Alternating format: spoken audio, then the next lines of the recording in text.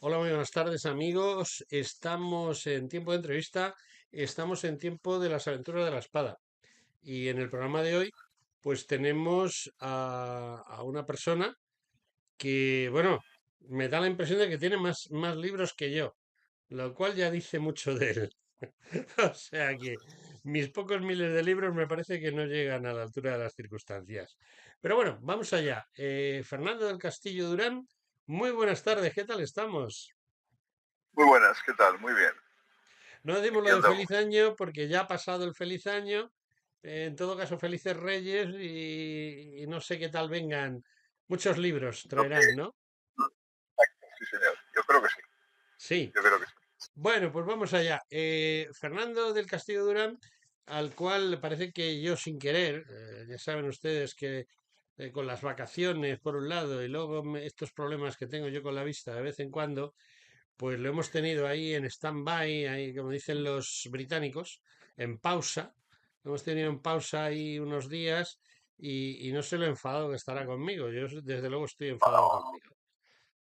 yo para nada, en absoluto. Mm. Bueno, estoy muy contento y en fin, muy motivado por la entrevista. Sí, sí, siga adelante. Yo aunque me mueva como luego hago un juego con cámaras, no hay problema. Muy bien, de acuerdo. Bueno, Fernando, eh, somos conscientes de que Fernando ha hecho un gran trabajo, don Fernando del Castillo Durán ha hecho un gran trabajo para eliminar un montón de leyendas negras, rosas, verdes y de todos los colores sobre Adolfo Hitler. ¿Me puede hablar cómo se metió en este tema? ¿Cómo me tiene este tema? Bueno, pues resulta que este tema es uno de esos asuntos que están pendientes siempre, Mm. más o menos van percutiendo y en un momento determinado pues me puse a investigar, sobre todo en la gente que estaba alrededor, la gente de la que podía haber algún tipo de testimonio, y fui sacando conclusiones y bueno, pues en la medida en que aquello iba engordando, iba engrosando un trabajo que considero bastante serio, pues lo pasé al libro, lo pasé a limpio, lo trabajé detenidamente y ahí está el resultado. Fernando, yo creo que el gran problema del tema que usted ha tratado, la muerte de Hitler indiscutiblemente, del final de la Segunda Guerra Mundial y lo que significó la muerte del Führer, pues es un tema controvertido, sobre todo porque es un tema que políticamente tiene demasiados intereses. Para la Unión Soviética, para el propio Joseph Stalin, tenía unos intereses muy claros, para Winston Churchill también, para los norteamericanos o los franceses también. Es decir, había cientos, cientos, digámoslo así, de intereses. Y todo eso surge pues a partir de una versión oficial, que es la que nos presentan básicamente los invasores soviéticos de Berlín en esos primeros días de mayo de 1945, pero que desde el minuto cero todo el mundo ha tratado de contarnos otra versión de los hechos. Entonces, entiendo cómo sucede. Yo soy historiador de historia antigua y parto de la base de lo que Tito Livio me está contando es mentira. Y entonces tengo que desgranar lo que cuenta Tito Livio, que en definitiva está escribiendo una obra porque su jefe, que le paga, o que es su dueño, le exige que lo haga de una determinada manera, y en este caso tres cuartos de lo mismo. Entonces tenemos el problema de una versión oficial, que no sabemos si es cierta o no, y que ahora don Fernando nos dará su opinión, y miles de versiones de todos los conspiranoicos por un lado, de todos los que están detrás de los conspiranoicos, etcétera. ¿Cómo llega Fernando del Castillo a desgranar este, este inmenso granero de miles de versiones no oficiales y de la versión oficial que no sabemos hasta qué punto es real? Bueno, pues la cosa es relativamente sencilla. Resulta que Stalin en un momento determinado ya una vez la guerra prácticamente está cerrada, porque siempre hay conatos, en un momento determinado extiende la noticia a la gente que le quiere oír, y esto va a ser en la conferencia de Potsdam, de que el Führer no está, no se le ha encontrado, no hay un cadáver exacto que permita pensar o creer que se trata de Führer, y en consecuencia, al extender esa noticia, crea una leyenda que por algún motivo va a tener un éxito notable. Esa leyenda consiste en decir sencillamente que el Führer ha huido, que el Führer está seguramente en España. Naturalmente se trata de Stalin. Cuando habla de España habla de Franco. Para él Franco es poco menos que la bestia negra, y cualquier cosa mala del mundo tiene que pasar por Franco. Entonces, si no está en Europa, pone la posibilidad de que pudiera estar quizás en la Argentina, habiendo pasado previamente por España. Esa teoría, que la explica en Potsdam pues a los embajadores y a toda la gente, a los diplomáticos y toda la gente estadounidense, británicos y tal, evidentemente no tiene el menor sentido, porque sus propios investigadores soviéticos, que son de alguna forma los que en ese momento están controlando el búnker. O sea, durante los primeros días, al menos los primeros 10, 15 días, no entró absolutamente nadie en el búnker que no fueran los rusos. Incluso estos tampoco entraron en el búnker, exactamente no fue así, porque el búnker amenazaba derrumbe inmediato. ¿Consecuencia qué sucedió? Bueno, está la anécdota incluso del general Zhukov, que se presentó allí, lógicamente, para, bueno, pues querer inspeccionar y ver aquello, y le impidieron la entrada, porque no podía ser de ninguna manera que aquel señor se aventurara a dar un paseo por lo que quedaba del búnker y se le cayera encima todo lo que había, y lo que quedaba más o menos, después de intensos bombardeos, después de un incendio espectacular, etcétera. Consecuencia, no podía entrar aquel señor allí porque, claro, se iban a encontrar con una circunstancia absolutamente intolerable, que fuera que tuvieron el cielo. En consecuencia, estuvo bastante tiempo, mientras se acababa el incendio y aquello permitió que se pudiera entrar, sencillamente abandonado, rodeado por una guardia, evidentemente, pero allí no entró nadie. Al cabo del tiempo, entró un grupo de gente que era el servicio secreto soviético, la Smerch. Cuando entró la Smerch, hizo toda una serie de averiguaciones, toda una serie de intentos de controlar a ver quién era quién, de lo que quedaba, de lo que no había, de lo que sí había, y tal. Después de una serie de dificultades para poder identificar a cada cual, se encontró los restos quiere decir un trocito de la mandíbula y un puente dental en un hoyo que había sido provocado por un cañonazo a la entrada del o sea, los jardines de lo que había sido el edificio, porque era un sótano. Claro. ¿Qué sucede entonces? En ese momento se identifican aquellos trocitos y tal y cual, se busca gente que pudieran decir alguna noticia al respecto, se encuentra con el tiempo, las circunstancias eran durísimas, claro. Imagínate, Berlín asolado, patrullado por los soviéticos, no había ya defensa de ninguna clase, y se busca a alguien que pudiera atestiguar aquellos trozos. Y sí, realmente se encuentra a una señora que había trabajado con un dentista y que certifica, a través de una serie de documentos que todavía permanecen de alguna forma por allí, pues que esos pertenecen a Hitler porque tenían unas características dentales propias. Con lo cual, eso es lo único que se puede saber, y a partir de lo que se establece todo lo demás. ¿Qué sucede? En en un momento determinado los británicos envían a un oficial que era, que va a ser Trevor Roper, que es que era un profesor de la universidad, un tipo sabía muchas cosas, un tío muy serio, y además era germanófilo. O sea, sabía alemán, había estudiado mucho sobre Alemania, había escrito muchas cosas al respecto y tal y cual, y lo envían allí pues para hacer un análisis de lo que hay. Los soviéticos lo permiten y ese señor eleva un informe que le presenta a Churchill. Este informe coincide prácticamente punto a punto con el informe de las MEDS. ¿Qué sucede?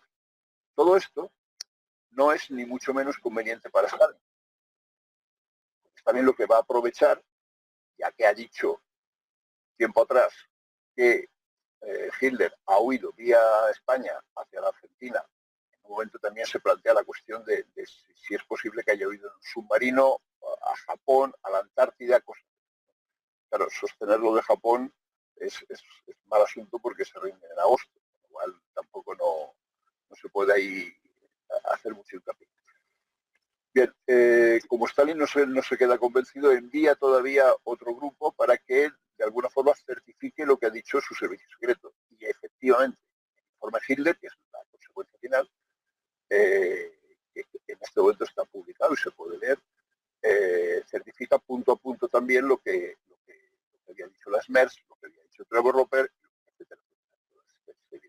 Yo lo que he hecho ha sido buscar en las memorias, muchas veces están publicadas pues, en Italia o en Alemania, etcétera, etcétera, documentos que acrediten lo que pasó allí a través de los testigos, de los últimos testigos.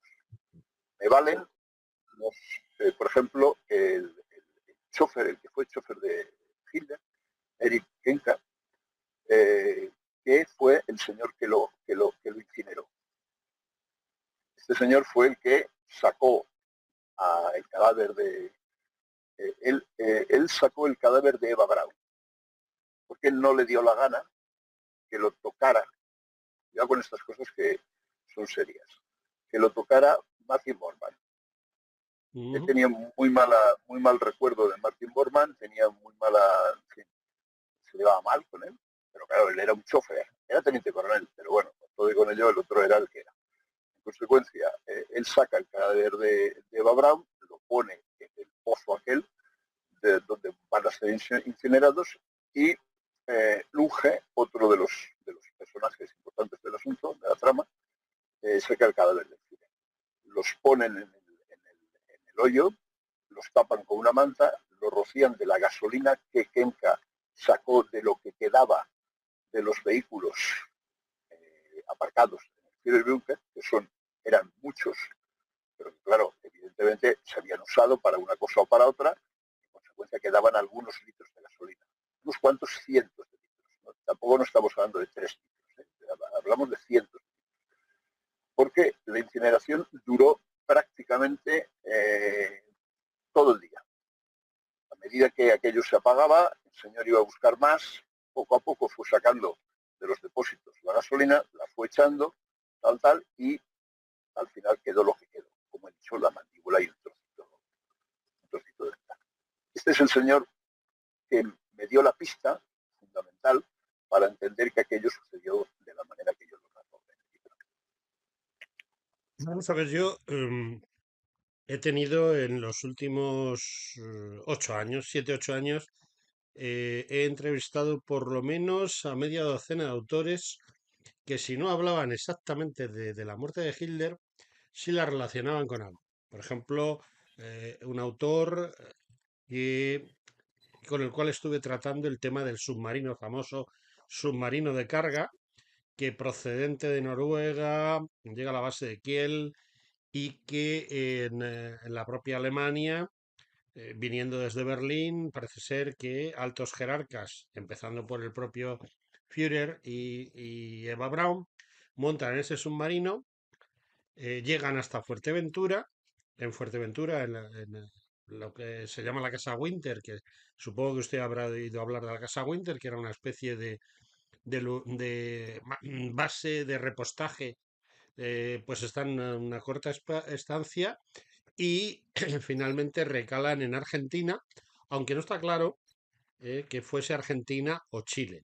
Esa versión a mí me la contaron de tal manera que me hicieron dudar, porque yo conozco desde mucho tiempo las versiones sobre la muerte de Hitler, desde que yo era un chaval, 12 14 años, que empecé a leer libros de historia, pues por ejemplo los autores de Art de París, pues hicieron también un libro sobre los últimos días, Art de Berlín, sobre los últimos días de Berlín.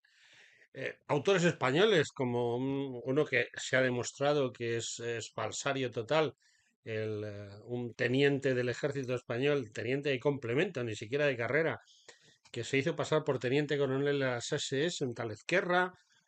Hay una serie de personajes que han escrito libros y en los que han escrito pues versiones apoyándose en teóricos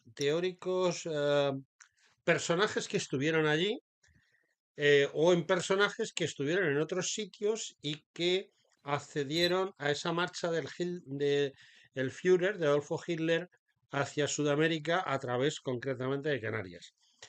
Yo, desde el primer momento, dudo mucho que todas esas versiones sean reales, pero siempre tenemos la duda razonable cuando yo como profesional de la medicina y con algunas, por suerte o por desgracia, algunas actitudes, algunos momentos en que he tenido que ser forense, pues ahora ya no, pero hace muchos años era obligatorio para los militares del cuerpo de sanidad tener que actuar de forenses en determinadas circunstancias y, y a mí me sabe a poco, me sabe a muy poco una parte de una mandíbula.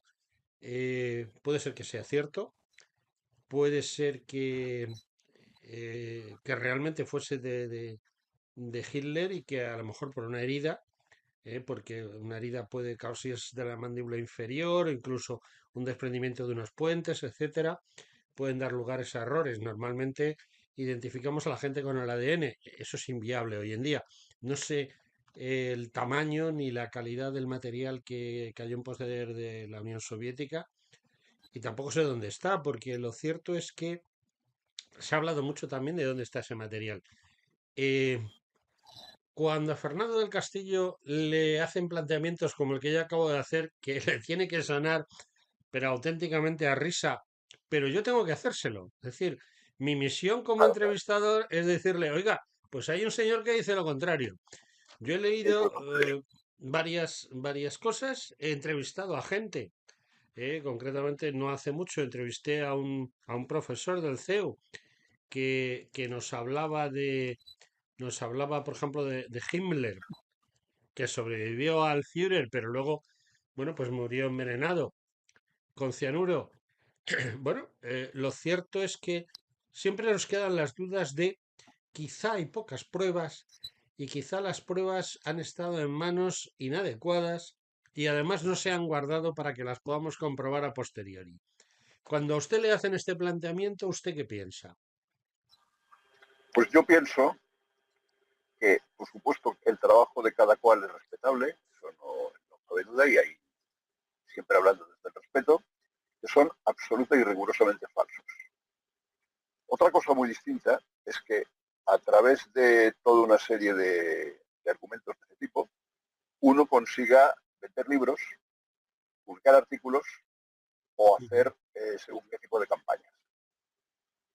Las personas que estuvieron en los últimos momentos en el Führerbunker están todos perfectamente registrados y son todos perfectamente conocidos. Incluso los guardias que estaban de plantón en la puerta. Yo trato el caso de uno concreto que además tuvo una actitud un poco extraña porque el señor estaba, pues eso, de plantón, estaría cansado y no sé qué, y en el último, y además no tenía evidentemente muchos alimentos, en el último momento cuando ya decide, ya se acaba todo y decide largarse de allí como sea para salvar la vida, resulta que pasa por una mesa y encuentra los pastelillos. Se los come, pero bueno, se los come con tal placer que el tipo se queda dormido. ujú. Echa una siesta, y cuando se despierta, claro, se encuentra con que los rusos están por allí, poco menos que tal y que igual. El tío sale como puede, con una pistola en la mano, se escabulle y le dura la huida unos días, pero enseguida lo caza. Con lo cual, hasta ese nivel, desde el jefe de la Gestapo, Müller, hasta el último plantón de la puerta, yo tengo conciencia de quién estuvo y qué pasó y qué fue después de todo esto. ¿Qué fue después de ellos? Y sencillamente porque unos comentan las vicisitudes de los demás, ¿no? No es una cosa, no es una cosa imposible de seguir. La historia de lo del submarino es uno de los recursos habituales, ¿no? En un submarino de la época, estamos hablando de 1945, en un submarino de la época no cabían ni mucho menos pasajeros. O sea, si el submarino estaba perfectamente dotado, con toda la dotación incluida, con armamento, torpedos y demás, etcétera, etcétera, sencillamente si ponías 2 personas más, no te digo ya nada, una persona como Hitler, que en ese momento estaba manifiestamente enfermo, sino alguien normal, en condiciones correctas, sencillamente el consumo de oxígeno no permite que los demás subsistan. Estamos hablando de eso. Por lo tanto, claro, tendría que haber venido el señor ni siquiera con una mochila ni con una maletita. Esto no es posible. No, un submarino no es una caja no es un camión de mudanzas que puedes meter ahí todo lo que te dé la gana. Es una máquina de guerra y esa máquina de guerra tiene evidentemente unas dimensiones y esas dimensiones son las que explican un poco que todas esas teorías de la huida a través del puerto de Hamburgo, Kiel y no sé cuántos son simplemente una falsificación.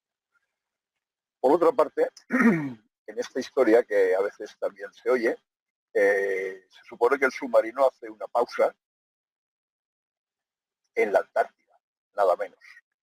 Claro, mire usted, la Antártida no es un sitio como si fuera Marbella, ¿vale? O sea, uno no llega allí en bañador y se va a la playa tranquilamente. El aire puede correr, el aire hablo solamente, a 300 kilómetros por hora. Un aire precisamente que no es cálido. Con lo cual, ¿qué quiere decir? La banquisa que hay en ese momento y tal y cual, y estamos hablando aproximadamente en mayo, que quiere decir que ya es, si no es el invierno, es el otoño antártico, claro, tendría que haberse sumergido y haber navegado kilómetros y kilómetros hasta llegar a algún sitio aproximadamente posible para poder desembarcar. Y luego allí, ¿qué hace? ¿Vale? Lo desembarcan y ¿qué hace? ¿A dónde va? Claro, de ahí sale la teoría de había una base secreta nazi que acogió al Führer y hizo que no me cuente historias porque ya somos mayores, ¿vale? Lo que no quiere decir que para cierto tipo de públicos sea simpático, porque bueno, da morbo y da un poco de ocasión pues para intentar indagar en algo que está completamente cerrado desde el primer momento. Durante mucho tiempo, el Führer comunicó, sobre todo a Kemka, que era su antes he dicho que era su conductor, que resulta, le dijo a Kemka en cierta ocasión, que lo cuenta, que él estaba convencido que jamás saldría vivo de él. Pero no porque predijera poco menos que la hecatombe, sino sencillamente porque ¿a dónde iba? No tenía dónde ir. En cambio, en Berlín, pues hombre, dentro de lo que cabe, en los buenos momentos, en momentos de la Cancillería y demás, pues sí tenía en fin, estaba rodeado de gente que le aplaudía, que le veía las gracias, etcétera. Lo más que podía hacer era irse a los sitios que tenía en los Alpes y no sé dónde, pues para poder estar unos días, digamos así, de vacaciones. Poco más. Kenka no es escueto, es un tipo que que escribe muy bien y lo explica con determinación y con Hitler tenía claro que jamás saldría de Berlín y por supuesto en los últimos días se cansó de decírselo a todos los que estaban con él en el Führerbunkер, a todos, con lo cual los Goebbels, por ejemplo, estaban absolutamente convencidos de que aquello se acababa. La prueba definitiva la prueba definitiva son todas, pero bueno, una prueba importante, digamos así, es que cuando cuando el tío se pega un tiro, Magda, creo que se llama Magda Ujú. Goebbels, Maza, sí, sí. mata a los hijos. ¿Por qué? Pues porque no admite bajo ningún concepto un mundo en el cual el Führer no esté en la palestra. O sea, no quiere admitirlo, no quiere ni siquiera darles la oportunidad a los chavales para que aquello sea así y puedan hacer su vida. De ninguna manera. Se acabó. Y ahí se los claro, ¿en qué momento ocurre eso? Inmediatamente después de que sonó el tiro en el film. Igual, son pruebas muy definitivas. Está la base esta de lo del submarino es ridículo.